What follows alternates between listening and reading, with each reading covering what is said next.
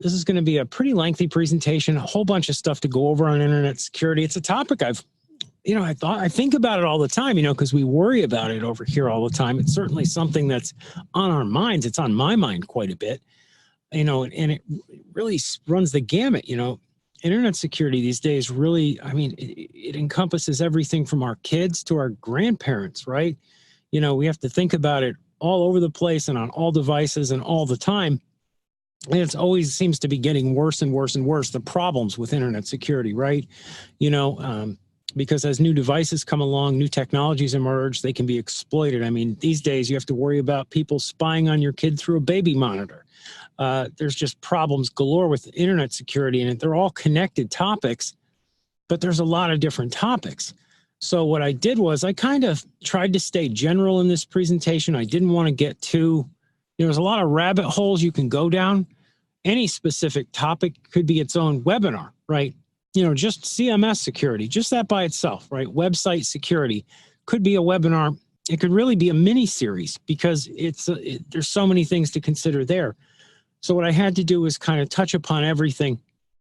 And with these webinars, guys, I want to just say this to everybody who's on here and really take this to heart. These webinars are for you guys. Okay, they're not for me. They're not for Rocket Driver. They're not for a benefit. We're not trying to sell you something here. We're not trying to, get something out of you. We're here to try to help you to sell, but also trying to help you, comprehend what you're selling and comprehend the marketplace and learn about new topics and all that kind of stuff. So if there are any topics that you guys would like to see us do more of, or see me produce more videos of, or cover, or anything like that, just let me know and it'll get done. It really will. I know at a lot of companies, people say stuff like that. They're full of platitudes and promises, but then when you ask, nothing gets delivered. Here, it's not the case. You have a direct line to the guy making the presentations and doing all this stuff. So if you pipe up and you let me know, hey, I want this, I want to see that, or I have questions about this, or I think this would be beneficial, I'll be responsive to your request and I will go and produce stuff. So I just wanted to throw that out here right at the beginning because it seems like, I use you guys sort of as my compass, right, to tell me where we should be going with things because, we have our own ideas in terms of services and sales and marketing and all that, and that's all fine and good. But, a lot of times this program has developed in response to, our own members saying, hey, we could use more training in this or in that, or, whatever the direction may be. And I want to continue that tradition going forward. So just thought I'd throw it out there right at the beginning. Let us know. Your request is our pleasure, right? So internet security, let's get started here. The basics. Well, guys, we all kind of know this. We're living times of tremendous increase in threats, right? Threats are coming at us everywhere. Like I said before, you have to worry about your home being hacked, the security system in your house. You have to worry about, baby monitors being hacked, websites being hacked, your identity being stolen, phishing, emails and messages coming through, pretending to be everything from law enforcement to, long lost relatives, any way that people can get your data. Then you have to worry about the other side of the coin, which are social media platforms and credit bureaus and everything like that, and banks that have your information, that stuff getting hacked from them or them just deciding to sell it to third parties to use for marketing purposes.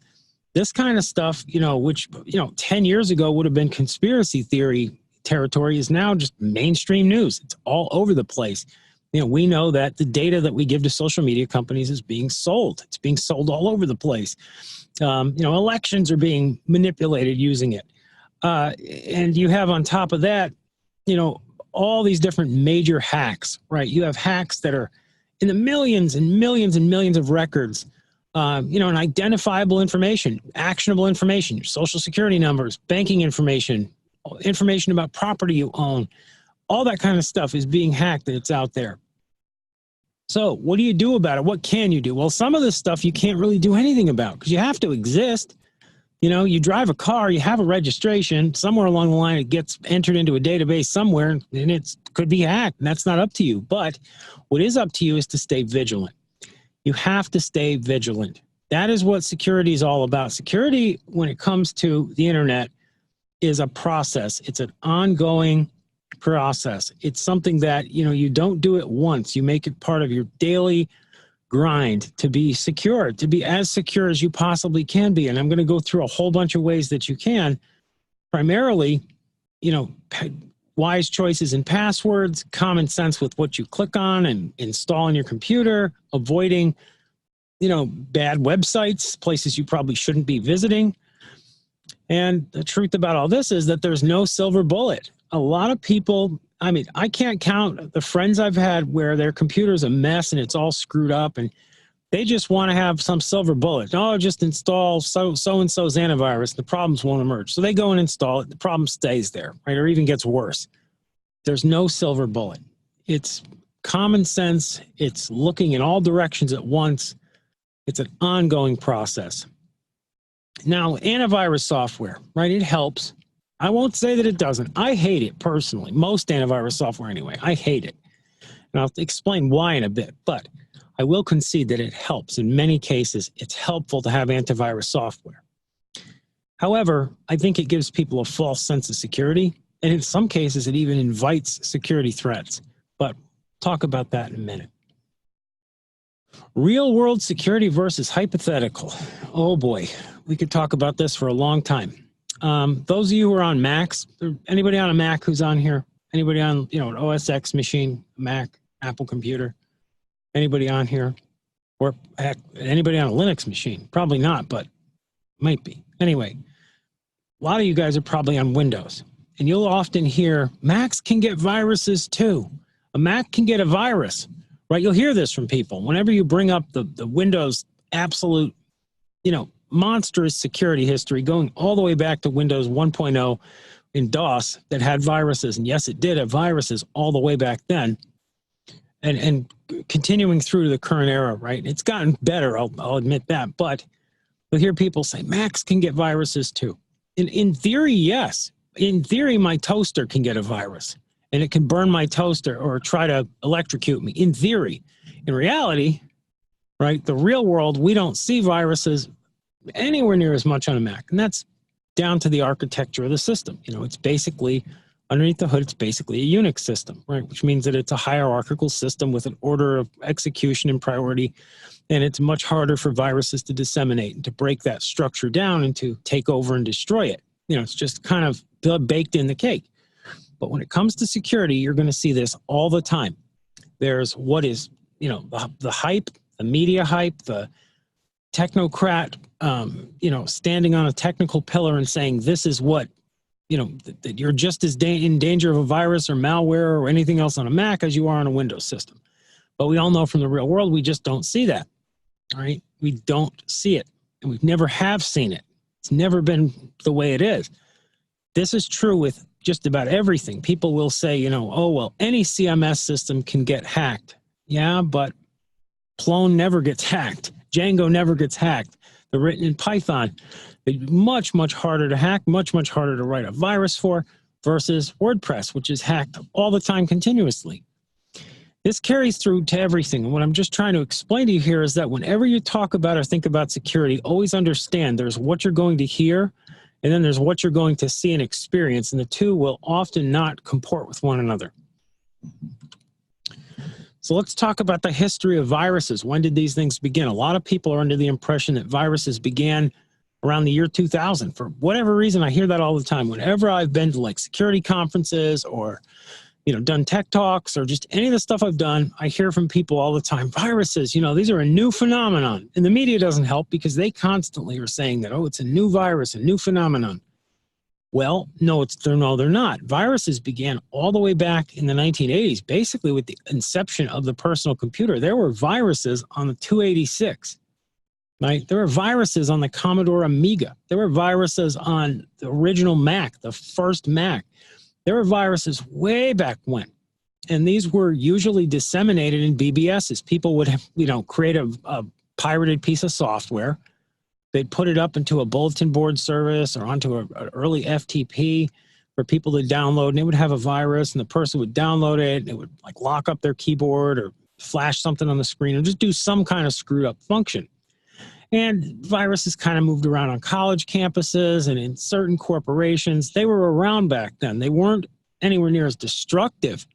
However, way back in the 80s is when we saw the emergence of antivirus software. John McAfee founded his McAfee antivirus way back in the 80s because the damages were starting to be done at corporations. Money was starting to be lost. And of course, you also had corporate espionage back then.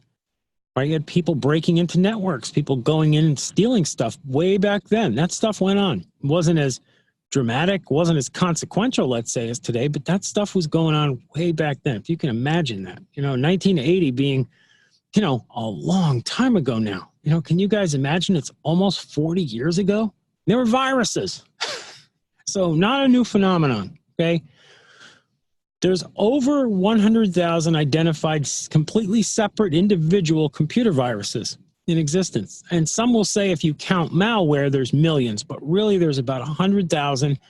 And then there are derivations thereof, right, or derivatives thereof. So you have, a virus, like say it's a Trojan horse virus, right, which is a virus that comes in looking friendly. And then the story of the Trojan horse, they sent in the horses filled with little men. They jumped out and, killed everybody. So they come in looking like a gift and then it turns into a disaster. Well, there's, probably a million variations of that virus, right, that are out there. Doesn't mean that it's really separate viruses, right? The point is there's tons of viruses out there, tons and tons and tons of them. I tried to find statistics on what percentage of viruses were for what devices, because a new trend that's coming on, as much as I may have just sounded like I bagged on Windows, there's a new trend towards viruses that are affecting Androids and smartphones and stuff. We're starting to see more viruses there, and they're more characterized under the banner of malware, right, which is malicious software, which isn't really a virus because it's not self-propagating, so to speak. However, it's essentially doing the exact same thing. So we're seeing a trend towards smart devices becoming more the target for hackers. And basically, guys, when you think about it, there's a motivation behind this. And I think a lot of pop culture gets the motivation a little bit wrong. Because most of the time when you read about virus writers and you read about the motivations behind viruses and behind malware, you're going to read about people who are, antisocial, personality disordered, social inverts, screwed up people that are basically sitting in some kind of a place that's analogous to a dungeon, hunched over a keyboard with like a sweaty face and their 900-pound body parked on a bucket, just hammering out code, some really creepy, ugly scene from like the movie Seven, okay, or whatever. That's the media portrayal, really creepy. The reality is most of these people are doing this for financial gain, and they're pretty normal looking folks and they're pretty normal people. They're just criminals, right? What they're doing is they're usually writing viruses and stuff in order to steal personal information, display advertising, and most of all, spy on people to steal and harvest data, because data is more valuable than anything else. If I had a million people, and if I had a million person installation base of a piece of malware that I invented, and I could gather data on them, I could throw an ad at them over here, and then I could watch what they do over there. If I can gather data like that, it's worth, millions of dollars to the right buyer, and it can be used in so many different ways. That's the majority of your virus writers these days, right? They're not motivated they're motivated by money, right? There's no, psychopathic serial killer type motivation there. They're just motivated by money. That's all. They want to get rich. They want to get rich stealing your data, stealing your identity, taking out loans in your name, you name it, they're going to do it. Now, a lot of people, the knee-jerk reaction to all this is that people tend to immediately jump to antivirus software can protect me, right? Or a firewall can protect me, right? But it's mostly antivirus software. Well, you got to realize about antivirus software is that you're not the only one that knows that it exists. The hacker does too.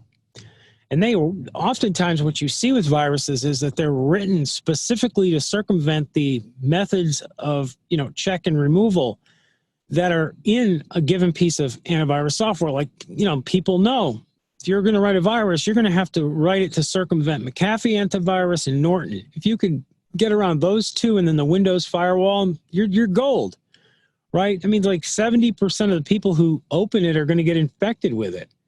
So the people who are relying on them, it was a complete waste of time. Remember this about antivirus software. It can only protect you from viruses that it knows exist. What about firewalls? A lot of people have no idea how the internet works and how a firewall works. I've discovered this. TCP/IP stands for Transmission Control Protocol, or an Internet Protocol, okay? That is what TCP/IP is. TCP/IP is often referred to, you hear it as a network stack, okay? Now, the way to think about it visually, okay, is not as a stack of papers. It's more like a whole bunch of tubes or pipes, okay? They're called ports. Just think of it like a whole bunch of straws all lined up. And those straws internally on your computer can go different places and do different things, right? You plug your Ethernet in, and all of a sudden you're connected to the web. Well, you're connected by is TCP/IP, right? It's the software protocol that dictates and basically handles that connection. And the way that it works is like when you're opening web pages load through one straw. You're playing a video game, it's going to load through another straw. You're getting email, it's going to come through another straw. Your computer's connected to a network-attached storage device. That's another straw, right? So these ports all do different things. And the way that hackers work, a lot of, like if you're being attacked by a hacker, which is separate from a virus, is that they'll do a port scan on you, right? First, they get your IP address so they know where you are. Then they go and they run. They'll do things like packet sniffing, which is where they go and they look for packets. They say, so-and-so is playing a video game. Look at these packets. They'll go and, figure out what's going on with your connection. They'll find an open port, and then they'll exploit that port to get into your machine remotely. And then once inside, they'll do whatever they're going to do. So firewall works basically by looking for people listening to you. Okay. In other words, it's looking for, a bunch of a pattern in terms of the pings that are hitting that system. It's going ahead and it's looking for open ports and closing them down, right? It's banning traffic, outbound or inbound on various ports. And if you have somebody trying to ping a port a whole bunch of times, it may, block them off right then and there. So it's basically like something that sits there. You could think of it like a guard at your house. They're not going to let certain people in. Well, this is also not going to let certain things out. It's going to work both ways, but that's basically the way to look at it. A lot of people think of a firewall as like something that's perfect. It's not. Firewalls get hacked, they fail, they screw up all the time, and they don't do their job. Firewall is as good as its configuration. It's scanning, and it's as good as it was set up. Most of the time, people have firewalls they're not even using in the modems. If you have a cable connection, the odds are you have a modem that could be an Eris, or it could be, there's a whole bunch of brands, but Eris is a big one. And if you go into an Eris modem, it has, most of the modern ones anyway, have firewall built right in, but it's not turned on. Nothing configured, it just sits there off. The same is true for a lot of people with DSL connections. The modem has a firewall, they don't use it. The router has a firewall, they don't use it. Linksys routers, a lot of them have firewalls in them, the newer ones, and people don't use them. So in other words, for a firewall to work, you have to turn it on. And it's pretty simple to do a configuration on it. It's not perfect, but it can cause problems with, certain streaming services. It can cause problems with certain video games and stuff like that, because you have to go and, open ports up and put in exemptions and that kind of stuff. And if you don't do it, it's not going to work. Back to antivirus software, because, it's important to understand how antivirus software works. For a lot of people, it's magic, and it's really not magic. The way the antivirus software works is it basically looks at your computer, and I'm grossly oversimplifying here because they do work in different ways, but most of them work by looking for changes on your system. It's looking for software that's running, that's making changes. If a piece of software goes in and starts modifying files all over the place, the antivirus is going to pop up and say, hey, this is going on. Do you want to allow this? Or do you want to block it? because we think it's a virus, in which case, of course, you'd stop it. Antivirus software, for it to work, it requires an up-to-date definitions of what the threats are. Okay, now in the future, antivirus software is going to get much, much more like an AI-powered service, right? It's going to become like Siri if she's on the computer watching everything, which is kind of creepy if you think about it, but it'll probably be pretty effective. But for now, viruses are dumb, or antivirus software is a dumb application. Basically, all it does is looks for changes and cross-indexes files that are scanned against a virus database, and if something comes up a match, it deletes it or quarantines it. And there's something to say about this. Number one, they're not infallible. Antivirus software make mistakes all the time. They mistake software you want to run for viruses. They miss viruses, and they cause sometimes significant slowdown, which is why I really have never liked them. I had a workstation in my office from about the year 2001 to 2007, I think.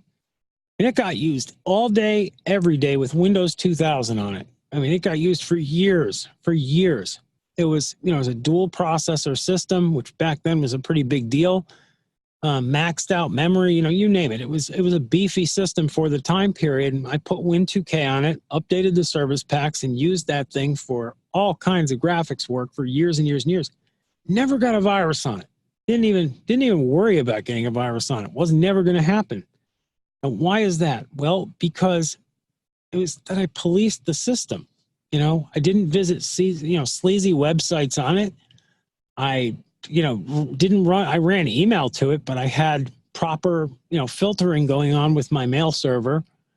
And, I would not use it for anything but work, and I never got a virus. If I had put a piece of antivirus software on that system, it would have run extremely degraded. Extremely degraded. If you ever want to do an experiment, take like two computers that are roughly matched, put an antivirus on one, and then just run it. And then put nothing on the other one. In fact, don't just put nothing, go into Windows on it and turn off all the firewall, antivirus, all that crap that Microsoft loads it up with. That I think, it's kind of in a grand strategy, it probably makes them more money, because being a resource hog and fragmenting the hard drive and doing all the things that it does, it actually probably degrades the life of the computer. But if you compare the two, one with everything shut off to one with everything turned on, you're going to see a performance difference that even today, even in the era of multi-core processors and, huge amounts of memory, it's still consequential. You can still see it. And you can really see it if you run, like, a Mac compared to a PC of the same specs, and the PC has all its antivirus software turned on. I call it the armor cage syndrome. Right? Basically, where you put so much antivirus software on there, and it's so big and bulky, and it's so resource intensive to be scanning and scanning and scanning and all the stuff that it does, that it ends up being worse than if you had a virus. It's like, give me the virus and I'll live with it. I'd rather have a cold all the time than, cancer, basically.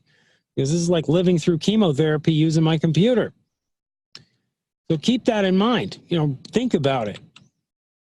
Moving on here, let's talk about hacking, because a lot of people don't have a clue about what hacking exactly is. It's a term that's been very bastardized from its early inception when the term came out. And one of the roots of the word hacking is basically, if you remember what it was like way back when you typed on a keyboard, it literally sounded like you were hacking away at something, because the keys were mechanical and they went chung chung chung, kind of like this keyboard. They were heavy-duty mechanical keys and they went chung chung chung chung. So the term hacker sort of came from that, and it really referred originally to people who used to break into networks and explore. It was in the spirit of exploration. It was not in the spirit of malicious intent. That was early on. Well, in pop culture today, fast forward, basically when we talk about a hacker, we're talking about a person that does stuff like breaks into networks, writes viruses, steals identities, and does all kinds of bad stuff, right? It's become kind of a dark term, right? It didn't start that way, but that's basically what it refers to today. A lot of people have a fear, and maybe it's not completely unreasonable, but it's also not reasonable, of being hacked. They worry more about being hacked, incurring the ire of some highly intelligent, mischievous, or hostile individual or bad actor across the world, and that person coming after them, and doing bad things to them. The truth is, you're probably at risk way more of being destroyed or done in by your own mistakes, right? Doing things foolishly with your computer, opening the wrong emails, installing software, doing, dumb things, basically, that you're at risk for, rather than somebody getting mad at you and coming after you from the other side of the planet. When you are hacked, if there is a credible threat, basically, it's very rare, and it would be an individual that, generally speaking, is just going to do something like try to, do a denial of service attack and take you off the internet for a little while. Right? I mean, of course, I'm not talking about stalkers or people like that. Criminals are all over the place. I'm talking specifically about hackers, right? They don't have to target individual people. They're usually very impersonal. They're out for financial gain.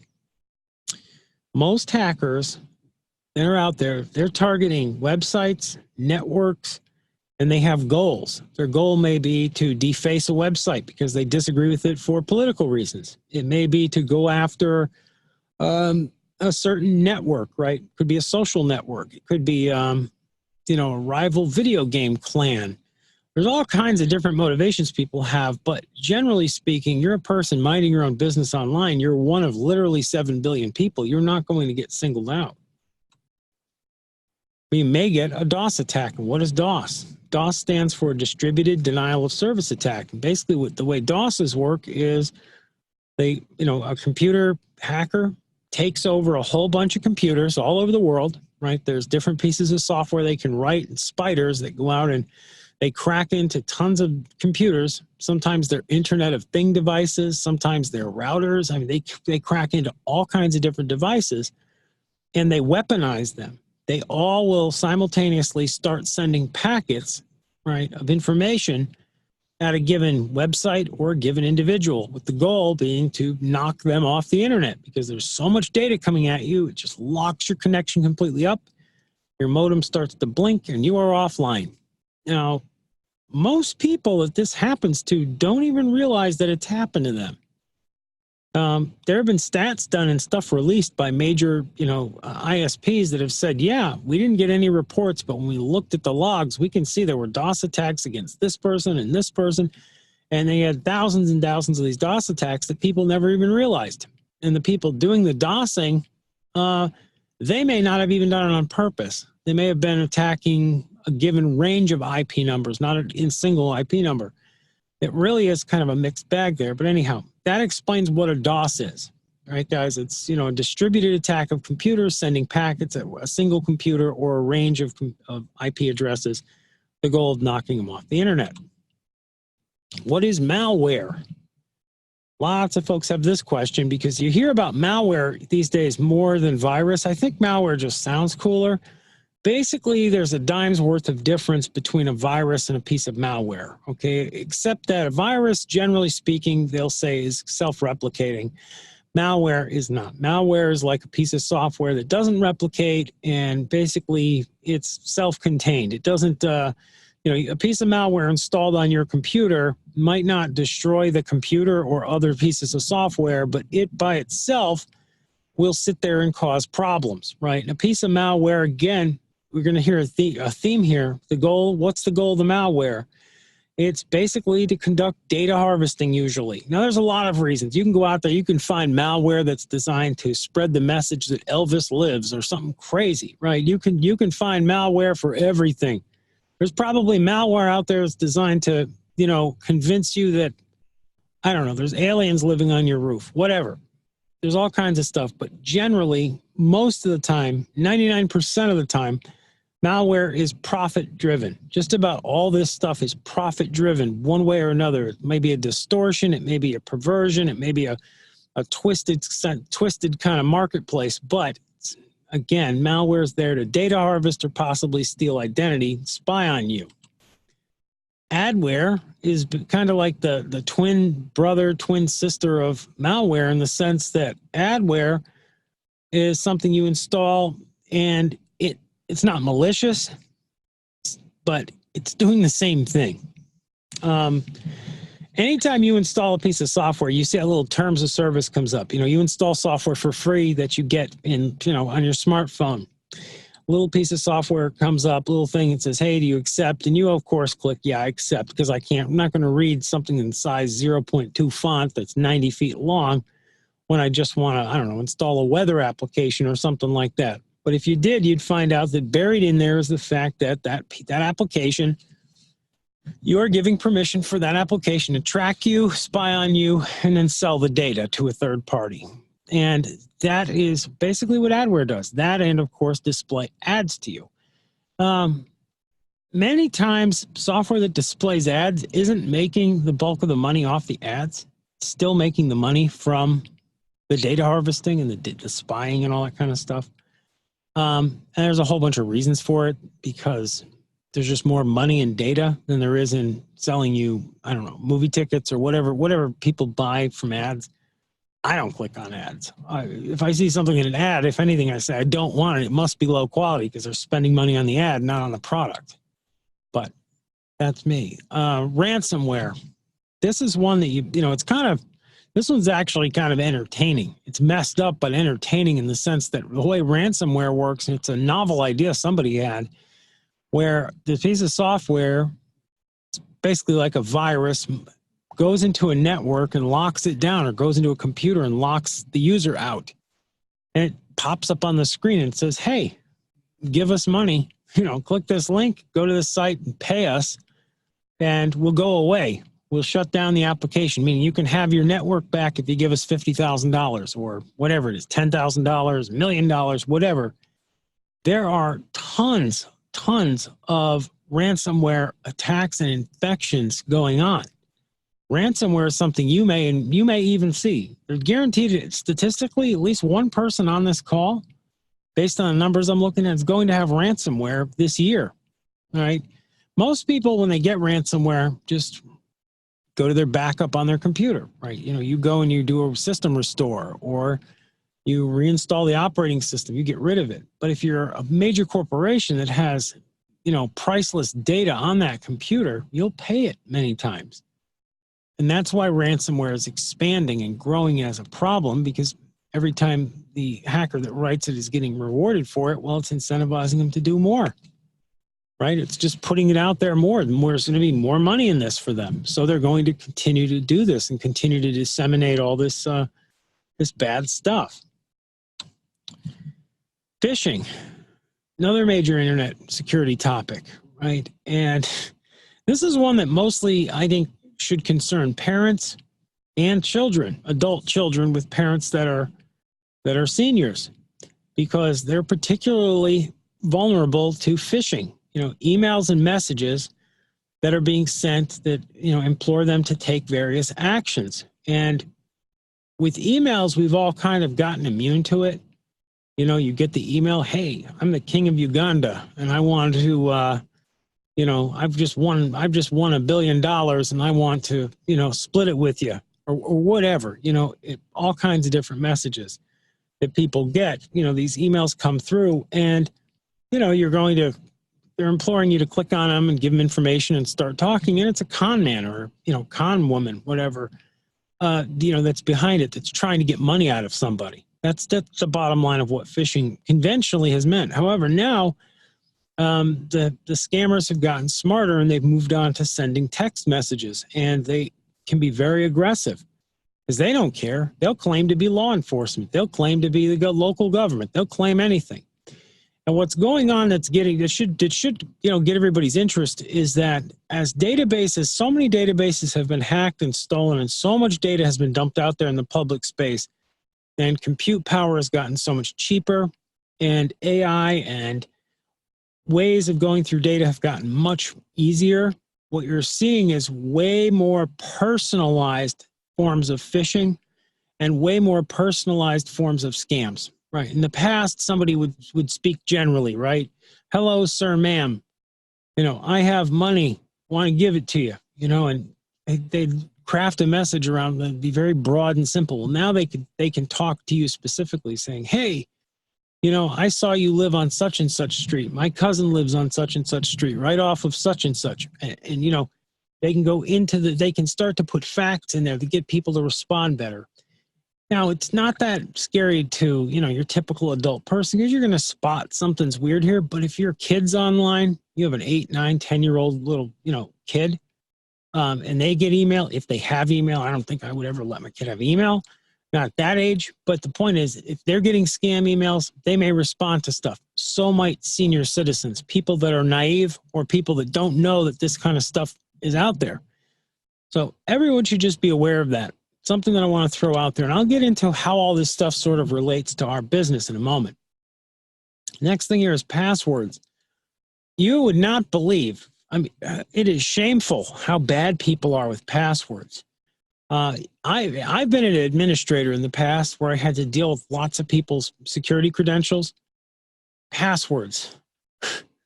What kind of passwords do people pick? People pick passwords like password and change me now and QWERTY, UIOP, bracket.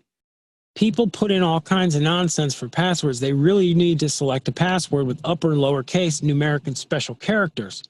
You need to mix it up like that because the longer it is, the harder it's going to be to run a piece of software that cracks your password. And there are pieces of software that do that will sit there and just run and run and run different combinations of common passwords trying to get to your combination so they can crack into your account. And again, with the goal ultimately of stealing your identity or stealing your money or in one way or another victimizing you so bad. You really decrease the statistical odds if you just pick a decent password.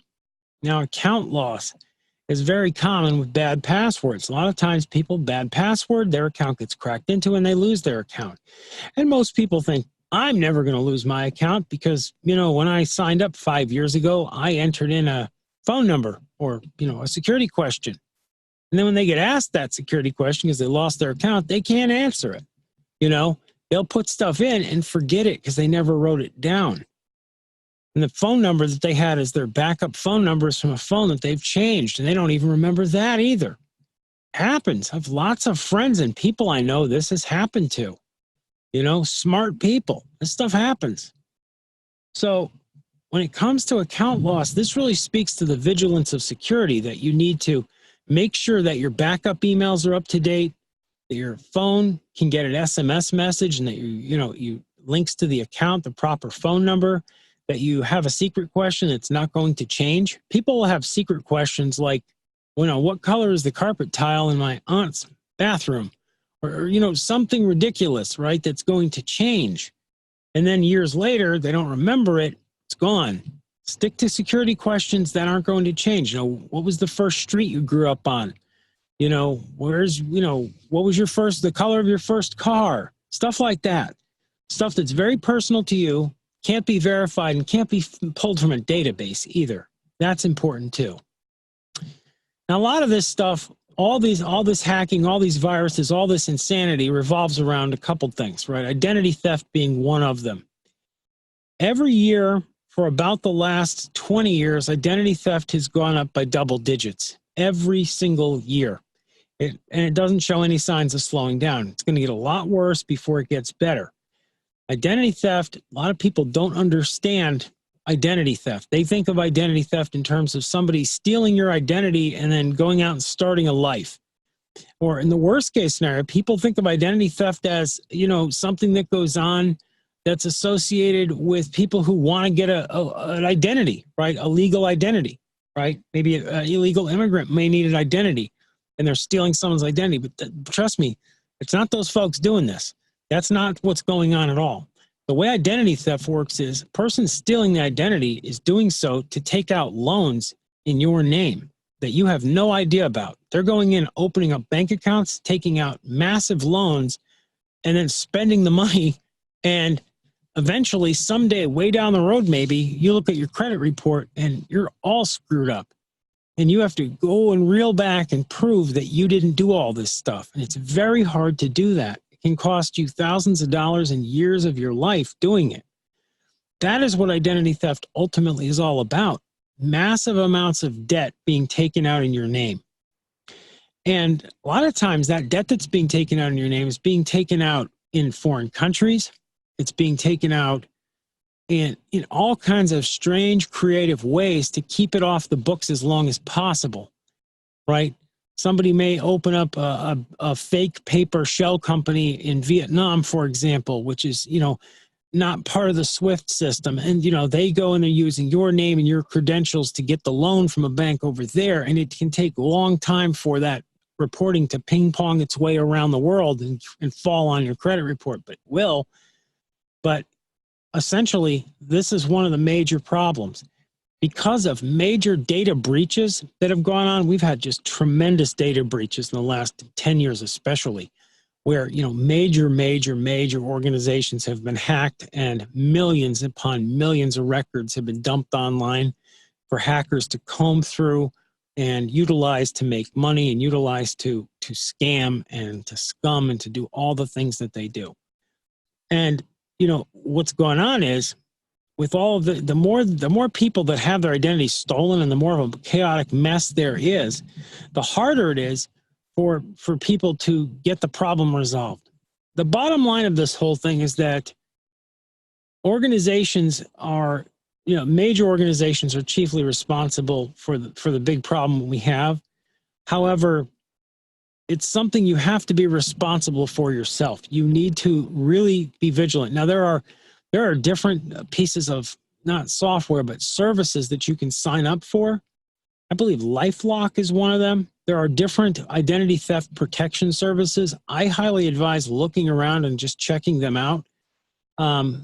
It can be beneficial, especially if you stand to inherit a bunch of money, something like that. One of the worst things that can happen is, you're going to inherit money someday, and you go to inherit the money and there's a lien on you didn't know about, and the money just evaporates in front of your eyes because a hacker stole your identity 10 or 15 years earlier and racked up a mountain of debt you're unaware of. That kind of scary scenario can absolutely happen. Liens can be put on property. Notifications can be all very sketchy anyway. It's something to be very aware of. And I don't mean to be an alarmist and scare you guys, but you really do need to be aware of it. The second major thing after identity theft is data harvesting. This is another thing it's all about. Now, we've all been harvested one way or another. I've been harvested for sure. We all have. We've had Facebook accounts. We know we've been harvested, right? The data that we gave Facebook and data that we didn't even give them, data they just collated and put together, has all been, put together and sold. It's all been, harvested from us and sold to corporations to use to advertise, to build products, to build services, to, figure out how we work. I'm not so worried about major corporations that want, to design a shoe that I find more interesting. I'm more leery of data harvesting done for the goal of manipulation, mass manipulation. And that's a big part of it. Now, data harvesting, generally is for advertising purposes. Data is worth a ton of money. It really is. On a weighted basis, it's worth, it's up there with gold. It's really, really expensive. And the bigger the database, the more detailed the database, the more it's worth. Data harvesting using conventional means online, which is getting you to fill out forms and questionnaires, is not very effective compared to just, building a virus or, a piece of malware, getting you to install it and then spying on you and harvesting all day long. Harvesting all day long can tell all kinds of things about you. It can tell you, where you've been walking, how, what stores do you go into, how long do you spend there. Just the amount of data is endless that can be drilled down upon. Tons and tons of data points. Now, the future is that this data is being used in conjunction with predictive AI to manipulate people, right? A great show to watch is I believe it's called The Great Hack, right? It's a show that basically goes over how mass manipulation is going on using data harvesting. Check it out. It's on Netflix. Now let's talk about browser risks. I'm switching topics here because I just went through all that. I want to go back and talk about specific risks. The first risk I'm going to talk about here is the risk to browsers, because a lot of people have to understand viruses affect platforms like the computer itself, right? But the browser can get a virus in itself. It can get a piece of malware. If you go into like the store section on your web browser, like on Firefox, you may go and you look at add-ons or you look at plugins. A lot of those add-ons and plugins could be classified as malware in that they have really sketchy terms of service, and you install them and all of a sudden you start getting pop-ups and weird links and junk like that on the computer. You know, there's a lot of that stuff going on. And you always need to be aware of that's a really an open venue to malware. It's right there in the browser. It's right there in the extensions. So what should you do if you have this happen? Well, my advice is be completely remove and reinstall the browser generally, because even, you know, a lot of times it's in the terms of service that we don't have to completely, you can take out that plugin, but they can leave certain things behind. So just be aware of that. Website risks. This is one that's really relevant to us. Now, most sites that you're going to encounter, most that you're going to see out there are going to be CMS-based sites like WordPress. And, you know, it's a content management system. The site's built on it. And, you know, it's basically like a piece of software that the site's built on that's riding on top of a server, that's riding on top of an operating system, that's riding on top of hardware, right? So it's a stack, right? And it's out there. Websites risk two things. First is you have the risk of directly being cracked into, right? Somebody sees the site and says, I want to break in there, and they figure out an exploit and they break in. The second risk that you have is the site falls victim to viruses that affect that site, right? They could be viruses and pieces of malware and so on and so forth that are propagated by bots or self-propagated. There's different ways things propagate. But the difference between these two methods, whether it's a mindless virus that gets the site or a person wants in and cracks their way in, is that in the case of the website and being protected, with WordPress, you have patches that roll out continuously, right? There's several levels of patches that the server needs to have. There's patches to, nowadays, to the UEFI. There's like actual hardware level patches. Then there's operating system patches. Then there's content management system patches. There could be web server patches. The point is, an administrator has to sit there and make sure that that system is all patched up all the time, up to date, latest and greatest, so that all these exploits that have been discovered are constantly being patched over. In that case, you know, the system is more or less, you know, not going to get broken into by a hacker. Or I should say, not going to get taken down by, you know, a virus or something like that. However, a hacker is still going to probably be able to break their way in there. The only way to know that a website is really hardened against being hacked is what they call penetration testing. And I'm not going to get into penetration testing in this presentation, but basically penetration testing is people that are hackers, you know, that get hired to attempt to break into websites and into networks with the goal of finding out all the weak points so they can be patched, so it can be, you know, ultra hardened against hackers. Anyhow, websites are sometimes ruined for the fun of it. But what's the motivation behind hackers cracking into sites and, you know, viruses? Again, data harvesting, identity theft, criminal gain. The same motivation there is for criminals to wander around and commit crime in real life. Now, network risks. Networks are at risk for their own particular problems. There are viruses that infect networks that propagate across them, going computer to computer, leapfrogging and metastasizing.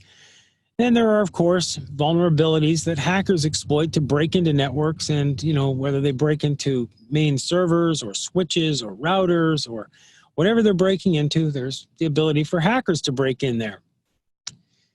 Now the best protection for corporate networks is basically an annual or a quarterly security audit. Because you're going to hear this. People will ask you, you know, they'll say, oh, we got hacked. What should I do about it? Well, basically, you want to find a company as local as possible, if possible, so you can actually have them come out there and you can actually know who's doing the work. Have somebody do a security audit. Take a look at all the various problems you have in that network. Maybe do pen testing or outsource the pen testing to somebody else. But in essence, have it gone over by a professional, whether it's yearly or quarterly. Ideally, it's quarterly, but yearly can still be a lot more effective than not at all. There's only so much that can be done to lock down any given network short of unplugging it from the wall. So you have to always balance that and keep that in mind. The last type of risks here I'm going to talk about are server risks, right? And server risks kind of connected to network risks, except server risks fall upon the shoulders of the server admin. And I differentiate a website and its administration apart from a server admin, because a website admin is usually a person that's administrating the WordPress site. They're not concerned with the servers that are sitting inside that facility, right? You'll have a co-location facility and it's like all racks going up to the ceiling of servers. The person in charge of that's a server admin. And they're usually applying OS specific stuff like kernel patches on a Linux system, or patches to Apache web server, or security patches to the BIOS of different servers. This is a place where you see major breaches occur as well. Major breaches occur at that level, at the server admin level. And server admins, usually when you meet them, they know their stuff. These are the guys that know their stuff. They're not goofballs. They're not, lightweights, usually. Now, most of the time when you have breaches at that level, of course, you can say the hackers are just smarter, and they are in many cases, but it usually happens as a consequence of poorly maintained software, right? There's just stuff that's not being done right. OSs aren't being maintained, patches aren't applied, whatever. And, it allows for penetration tests, penetration of the network, also firewalls and packet sniffing and stuff like that, packet filtering. That stuff's not going on. Once you have everything configured right, it can be pretty tough to break into a properly designed, network and proper server. Now, there's one last thing to note here, and I thought about this and I added to this slide, and that's this. A lot of people will get a dedicated server and they'll have their website on a dedicated server and they'll spend thousands to do it, and it'll get hacked and destroyed long before the server in the corner that's a VPS, right? It's, virtual private server, where it's one machine with 100 websites or 1,000 sites on it. And people always scratch their heads and go, why is that? That one cost $2,000 and that one was like $15. How come the $15 one was safer? Well, because there's 10,000 people on the server. So there's going to be a lot of attention by the server admin to that box versus you all by yourself paying to have your own experience, your own piece of co-location facility. Very important to keep that in mind. Dedicated is not always better for every application. And this kind of goes across the boards, but, just the way it is. And I'm going to go over a couple typical scenarios, and then, we're almost done here. We're almost at time. So I guess I'll take a couple questions and we'll get out of here. You're going to run into these scenarios, guys. Your client's computer is a slow, buggy mess, obviously infected, and they store usernames and passwords on it, of course. Your client's website is sitting on a server that hasn't been patched or updated in, years. That happens. You'll see that quite a bit. And sometimes miraculously, they're doing just fine. Your client's password is password123, change me now, or QWERTY. Your client runs 5 different overlapping and conflicting pieces of antivirus software and swears that more is better, or all of the above. You're going to run into this stuff when you go out there and you start having to deal with clients. I mean, I deal with people, I talk to them, and they tell me they're dealing with this stuff right now. They're saying, hey, I go to check something out, X, Y, or Z, and, the client has a virus or has this or has that, and the client's looking to me for help. What do I do? And, the truth is that you're limited in what you can do. And I'm very careful, I would be careful if I were in your shoes about it. On the one hand, you want your clients, obviously, not to have viruses. On the other hand, you don't want to be blamed for problems that can arise there right? If somebody's walking around, think about it like this. You walk into a business owner and they've got a computer and it's obviously been hacked into, right? Because it's just loaded with viruses. You know, they boot it up, the hard drive grinds and it slowly boots up and it's like a million pop-ups and there's just garbage everywhere. And, you know, they have a browser that hasn't had its cache cleaned since they got the computer. And it's just a, you know, a pigsty, a digital pigsty.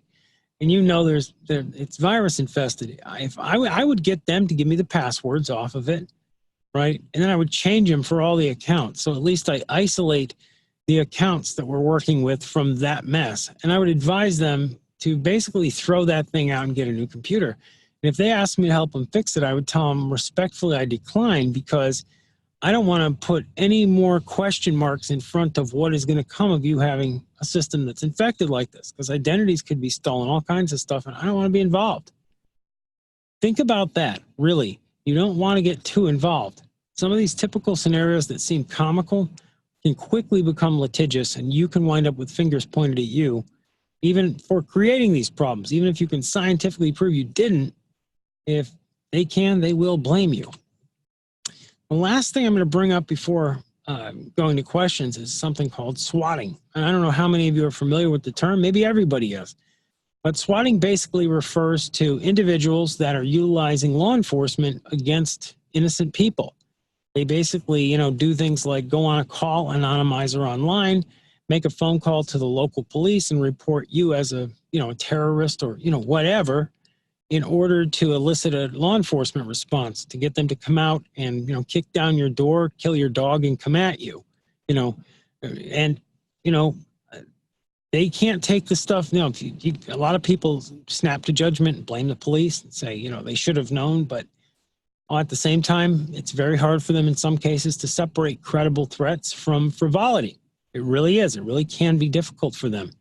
And when you have people that are, you know, experts at creating these circumstances, working double time to create these circumstances, it's going to happen.